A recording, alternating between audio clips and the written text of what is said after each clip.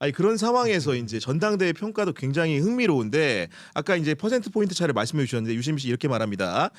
54% 정도로 대통령이 픽한 사람을 당선시키되 최고위원 3명을 포함해 46%를 줘서 어떤 표현을 쓰느냐. 비주류도 살려놓은 것이라는 표현을 쓰는데 아까 얘기했던 15년 동안 왕위를 지킨 사람이면 당연히 주류로 인식을 해야 되는데 스스로와 자기 세력을 비주류로 치환을 하면서 이 싸움에서는 굉장히 약자적인 면모로 설명을 하거든요. 그런 의도는 뭐라고 보십니까?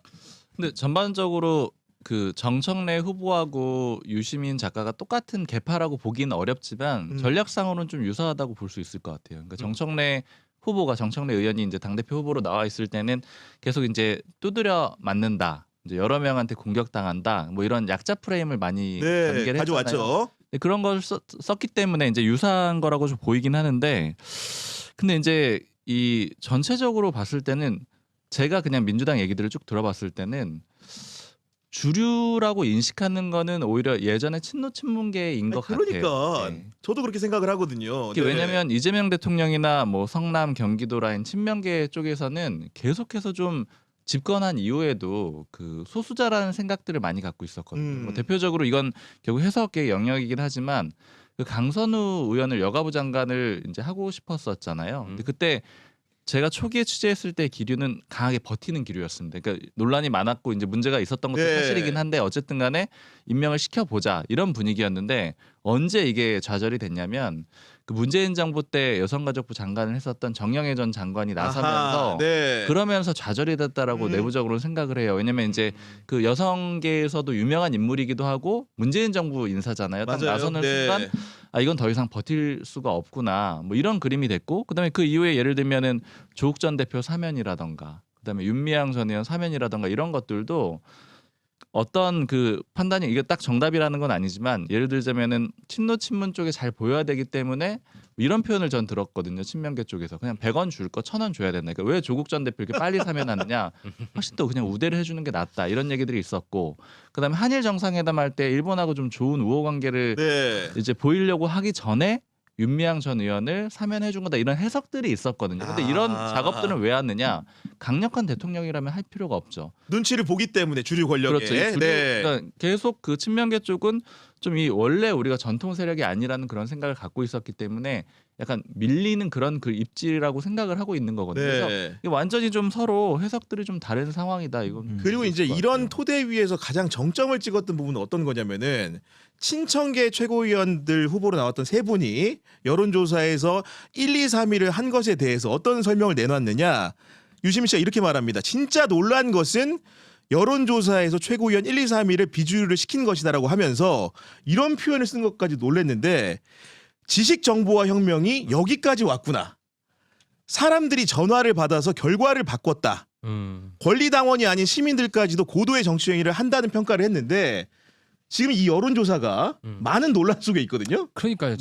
유시민 작가마저도 여론조사가 좀 튄 거를 좀 전제한다는 좀 흥미로운 사실이에요. 사실 이게 지지층들이 애써서 여주 결과를 만들었다고 인정하는 거잖아요. 그러니까 그래도 마치 되는 것처럼 사실 그 표본을 20대 뭐 여성 남성 이렇게 하면 지금 한간에는 여론조사가 1인 80표 효과가 났을 것이라고 하는데 그 청년은 보정값을 매겨서 80표 이상 더 컸을 겁니다. 그 표 가치가. 그러니까 이게 그런 식의 목적을 위해서 수단을 합리화하는 건 그냥 당연시하세요. 그래서 이것도 좀 놀랄 일입니다. 왜냐하면 이분들이 그동안 그 민주주의라면서 1인 1표제를 그렇게 강조했던 분이잖아요. 근데 그런 분들이 이렇게 한 게 황당한 거고 왜 어디서부터 그렇게 오냐 싶으면 사실 그 좀 쓴소리와 같이 얘기하자면 좀 성스러운 전쟁을 치를 때 이제 목적이 좀 수단을 합리화 된다는 이런 기조가 있는 겁니다. 그래서 이제 민주화라는 고귀한 목적을 위해 사람 좀 뿌락치로 몰아서 패도 되는 죽였죠. 그러니까 아주 과거에 그 학생 시절부터 지금 성장이 안 된다는 느낌이 들어요. 뭔가 지금 발전이 없다. 발전이 없습니다. 그런 평가를 좀 해주신 건데 그러면서 또 이제 표현이 결국은 떨어진 사람이 있을 거 아닙니까? 김용 후보의 낙선에 대해서는 사실상 그 민주 시민들의 전리품인 것처럼 취급하는 설명을 좀 내놓았는데 민주당의 미래를 걱정하는 시민들이 적극적으로 전화를 받아 김용을 떨어뜨린 것이다. 이런 식의 의미 부여를 했는데 일단 이 절차에 대한 상당한 문제 제기가 당에 있는 상황에서 이런 논란이 될 말을 꺼내면서 마치 김용이라는 사람에게는 이재명 대통령의 표딱지가 붙었고 본인이 등장곡으로 소개했던 유리창을 깨라는 그 노래에서 결국 유리창 하나를 깨고 간 시민들의 업적이고 성공의 징표인 양 설명하는 광경을 연출했는데 이 역시도 당에서도 논란이 될 것 같아요.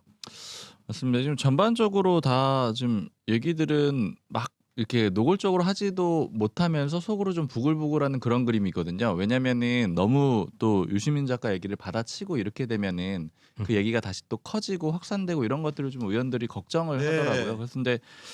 그래서 이제 결국에는 좀 그런 얘기를 좀 해요. 이제 대통령이든 아니면 이제 청와대의 주요 인사든 그 유시민 작가하고 좀 만나가지고 해결할 수 있는 방법 같은 것들은 없을까? 근데 뭐 본인이 이런 안 얘기들을- 만난다는 취지로 또 말을 하잖아요. 맞습니다. 네. 저도 좀 물어봤는데 이거 물론 유시민 작가 쪽 그런 뭐 반론을 듣진 않은 상태에서 이제 뭐 여권 전반적인 얘기 네. 좀 일방적으로 전해드리면은 4월, 5월, 6월 이럴 때 올해 계속해서 접촉이 하려는 시도들이 있었어요. 아, 시도가 있었다? 뭐 정무라인은 이미 오픈이 된 거고 음. 정무라인 외에도 다른 쪽에 여러 사람들이 만나려고 시도를 했었는데 근데 이제 그 뭐 여권 인사는 이렇게 표현하더라고요. 유시민 이사장이 닫은 걸로 저희는 좀 생각을 했다. 그러니까 만날 생각이 없는 것 같더라. 그래서 이제 요약을 해보면은 전반적으로는 좀 풀려는 의지가 청와대에서는 좀 있었던 것 같은데, 근데 유시민 작가 쪽에서는 결국 좀 거부하는 이런 그림이 됐던 거고. 아니 제 해석은 해석인데 이런 얘기 같아요. 어제 들어보니까 유시민 씨는 그 정부를 상대로 무릎을 꿇고 들어오라 사실상 그런 요구를 한 것이나 다름이 없는 것으로 느껴지는 거고 어제 대화 양상을 봤을 때는 어떤 거냐면은 예를 들어서 본인을 만날 수 있으려면은 지난 재보선 때 김용남을 주저앉히거나 아니면 이번 전당대회 때 김민석을 주저앉히는 정도의 수가 없으면은 어제 느낌으로는 만나자고 해도 안 만날 걸로 느껴졌어요, 솔직히. 그럼요. 이미 갈 때까지 간 것 같은데 저는 만나서 해결해야 될 대상이라고 생각하지 않습니다. 청와대에서 뭐 민주당 측에서 그런 노력을 하려는 분들을 더 조심해야 된다 이런 생각이 드는 게 이제 지금 그 구시대의 저는 상징 같아요.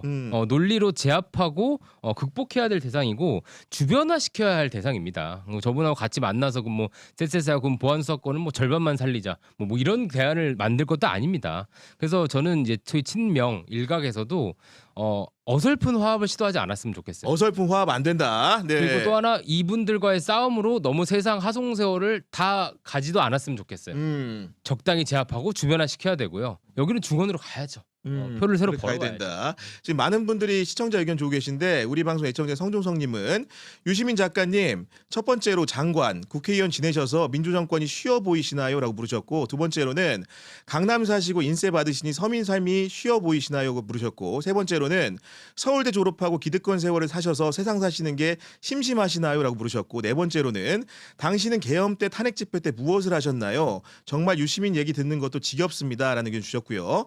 미래님 같은 경우에는 유시민에 동의하지 않은 100표라는 표현을 주셨고 해피님은 오만한 나르시스트 유시민 강남 부자 되더니 눈에 뵈는 게 없네. 그 낚시꾼 주제의 대통령님을 까대기로 관종놀이까지 하는데 정말로 참 못난 인간형인 것 같습니다. 의견 주셨고 토마토 오네어님은 유시민은 이재명 정부 탄생에 대해 스스로 지나친 희생과 묵묵한 헌신을 했다고 판단을 하는 것 같다. 따라서 극단적인 인정 욕구의 발산이 이런 흑화로 나타나는 것 같다 말씀해 주셨는데 아마도 제가 듣기에도 본인이 이재명 정부가 탄생하는데 상당한 기여를 했다라는 그런 생각이 없으면 그런 노래를 제시하지도 않았을 것 같고 어제처럼 과감하게 그에 대한 극단적인 비판도 안 했을 것 같은데 우리 의원님 생각은 좀 어떠십니까? 아니 나는 그 지금 저 슈퍼챗 보내주시는 댓글도 네. 상당히 우려가 되는 게 지금 말들이 지금 험해지고 있어요. 아. 네. 지금 이 정도 험해지면은 어떤 예감이 드냐면은 프랑스 혁명이 끝나고 그 로비에스피에르가 자코뱅당 네. 만들어서 혁명 동지였던 지롱드파를 숙청하기 시작합니다. 아. 그러게 이제 길로틴으로 이어지는 공포 가는, 네. 정치는 그게 저기 왕정 세력하고의 싸움이 아니에요. 그렇죠. 혁명 세력 내부에서의 싸움인데 이게 처음엔 어떻게 되냐 하면은 혁명의 순수성을 보존하기 위해서라 그랬어요. 그러니까 무슨 얘기냐 하면은 자꾸 어떤 개혁의 속도를 늦춘다거나 네. 또는 뭐 그 저기 적과의 어떤 투항주의적인 걸 태도를 보인다든가 이런 게 순수하지 못한 태도라는 거예요. 순수하지 못한 것들을 도려내고 여기서 이제 얘기하는 대로 개혁 코어 그룹식으로 네. 정통을 바로 세워야 된다. 자코뱅식 개혁이라는 게 네. 그게 자코뱅식 개혁이라는 거거든요. 그렇게 되니까 주적이 누가 되냐면 왕정복고 세력이 아니에요. 내부의 민주당 내에서 지금 이렇게 될 수 있다는 거예요. 그러니까 그런 어떤 그 문법들을 지금 쓰고 본격적인 인신 공격 예사로 넘나든다. 이렇게 되면은 상당히 좀 우려스럽긴 어떤 그 상황이 네, 됩니다. 자코뱅식 네. 개혁을 지금 김어준, 유시민 하려고 하니까 하려고 하니까 네. 좀 반응하는 거 같거든요. 그래서 저는 이제 가장 재밌었던 대목은 그 어제 저널리스트 영상에서 유시민 작가님도 그 답을 못 내세요. 왜 이재명이 저럴까? 요 질문에 대해서. 사실 이게 되게 그 역으로 생각하면 재밌는 건데 이재명 대통령 입장에서도 정말 저런 순혈성을 의심받으면서 네. 구조적 다수를 하겠다라고 얘기할 이유가 없어요.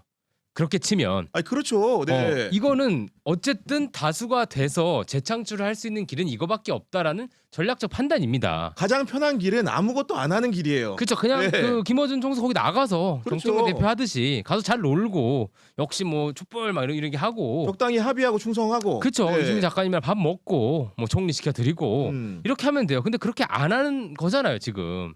어쨌든 그것도 용기입니다. 제가 여기 와서 이렇게 용목 촉법을 하는 이유가 그런 거예요. 그런 용기를 냈을 때 누군가는 옆에서 잘한다고 박수는 쳐줘야 다른 사람 계속 사람들이 용기를 냅니다. 근데 그 용기를 낸 사람한테 너는 순혈이 아니야. 배신자야. 이러고 있는 거예요. 과거에 나랑 내가 그렇게 도와줬는데 죄송하지만 그때 윈윈 하신 겁니다. 그분들도 후보 없었잖아요. 민주당 후보 없었고 이재명 대통령 입장에서도 당시 이제 정통성의 어떤 그 확보를 받으려고 이제 둘이 이제 화합이 된 거예요. 그렇게 우리가 분석을 하잖아요. 그래놓고 그 딜을 해놓고 내가 도와줬잖아고 얘기한 거 얼마나 내 말 왜 안 들어? 옹졸하고 네. 추합니까? 그리고 이제 재밌는 측면은 아까 이제 김어준과 유시민을 섞어서 좀 말씀하셨지만은 이번 전당대회나 그 이후의 상황 판단에 대해서 두 분은 분명히 의견이 좀 다른 것 같다고 느끼는 게 어제 같은 날 뉴스공장에서 김어준 씨가 한 말과 같은 날 저녁 때 유시민 씨가 한 말 지지율 관련해 가지고 한번 보고 오도록 하겠습니다. 지금 리얼미터 기준으로 40% 이제 턱걸이를 했는데 네. 일간으로는 30%대가 처음으로 나왔단 말이죠. 여기서는 최소한 저지가 돼야 되는데 네. 그러니까 그런 그 얘기를 하는 거죠. 걱정이라고. 이번 네. 주 남아서 이제 다음 주 여론조사 결과 나오면 네. 그렇게 만약에 이 30% 아래로 떨어지면 30%로 떨어졌다가 반등한 정권이 없어요. 그러니까 제가 걱정이에요. 문재인 정부 시절에 한다 그래요. 소위 또 조국 아닌 것 사태 때 한번 30% 네. 중반까지 떨어졌다가 반등한 거의 유일한 사례거든요. 네.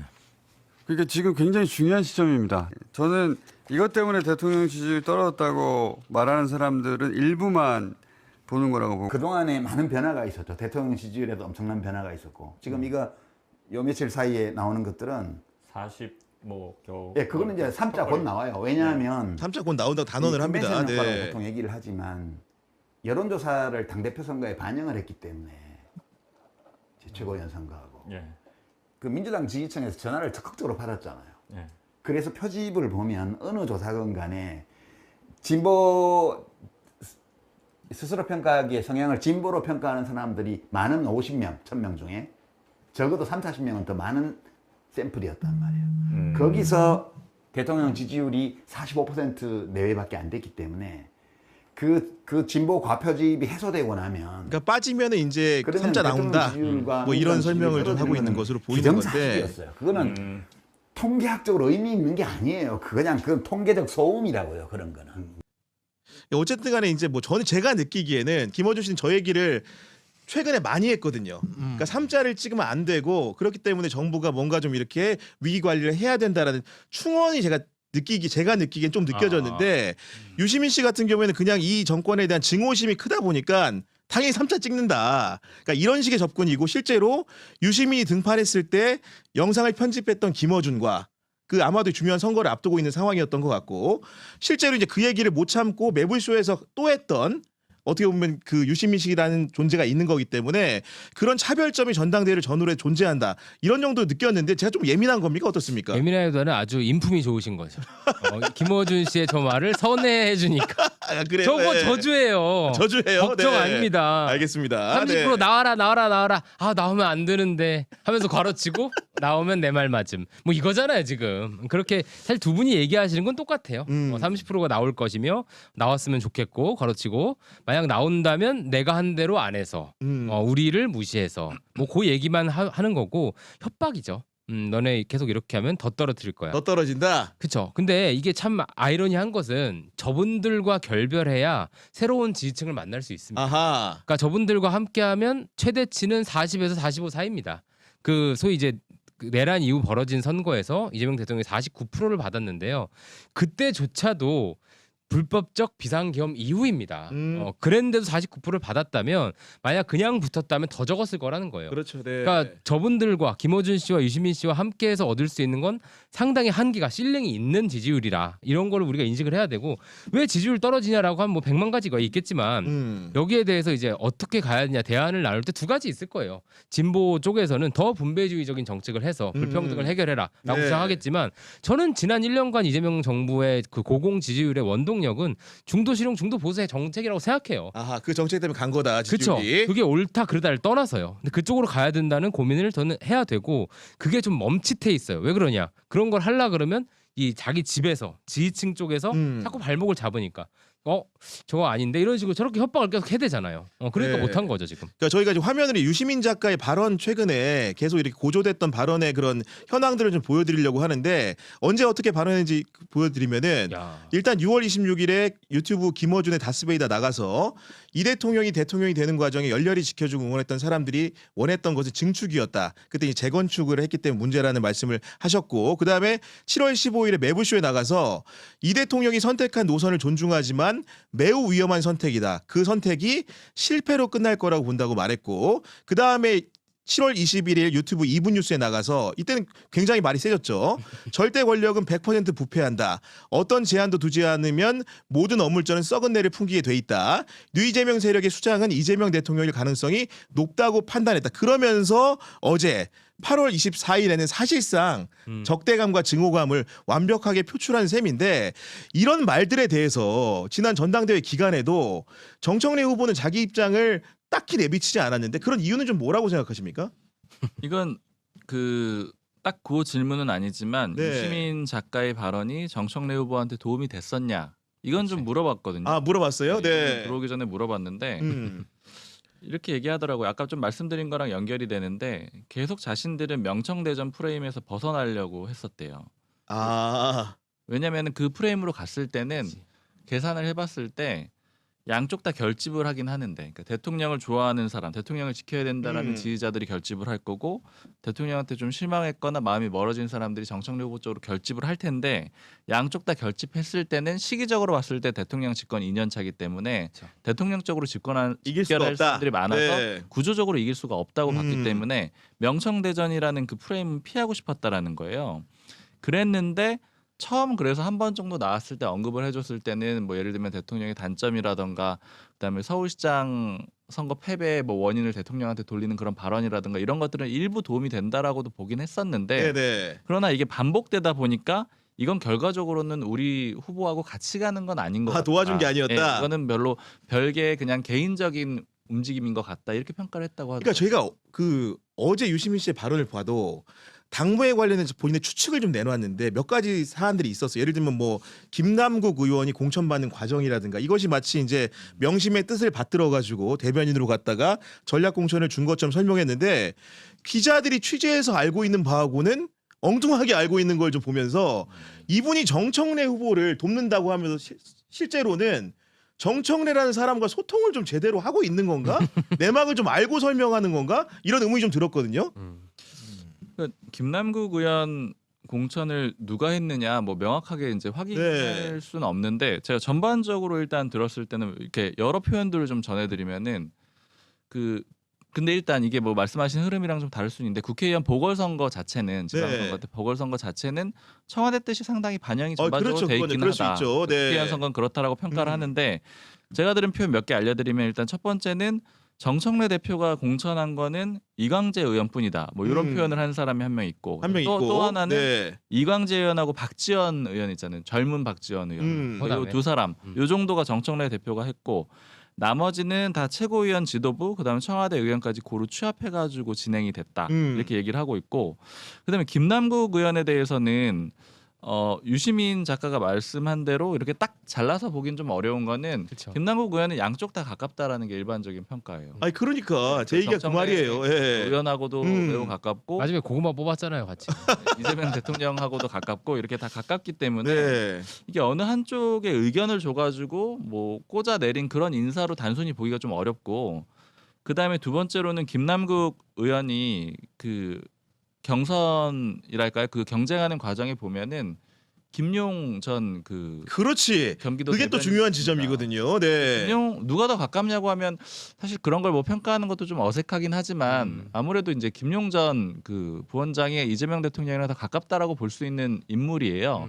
근데 그럼에도 불구하고 이렇게 좀 선택이 된 거거든요. 단수로 전략 공천을 줬잖아요. 이게 좀 예, 단순하게 보긴 좀 어려운 그러니까. 구조가 있습니다. 여러 가지 그러니까 후보들의 뭐 문제점도 있을 수가 있는 거고 경쟁력도 요인이 됐을 수가 있고 이런 거라서 그렇게 단순한 문제는 아닌 그러니까 것 되게 같아요. 간교한 요설인 것이 아니 그러니까요. 그런 네. 사실관계 틀린 게 굉장히 많잖아요. 사실 정원호 후보도 뭐 명픽이라고 하지만 선거 기간 내내 명픽에서 벗어나서 소위 실용적 행정가 이미지보다는 기존의 민주당의 이념적 면모와 너무 가까워 보인다라고 해서 지지율이 떨어진 거예요. 그때 그 유시민 작가랑 캉캉 좀 쳐가지고 욕 먹은 거 아닙니까?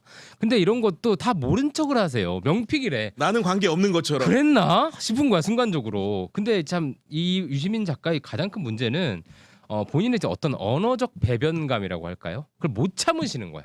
그러니까 이게 정청래 대표한테 도움이 정말 안 됐어요 이번에.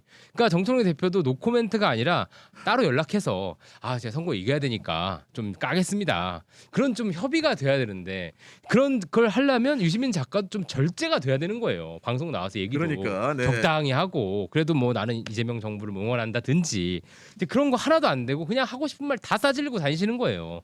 이게 얼마나 팀으로서도 일을 못하는 거고 또 여기서 플러스 정청래 후보도 십자가 밟기를 끝내 못하는 결국 말 못했죠. 저 네. 진영의 어떤 한계를 거기서 보는 겁니다. 정말 선거를 이기려면 유시민이든 그 김어준이든 필요할 땐 깔 수도 있어야 돼요. 그렇지. 그거를 예. 못 하더라고.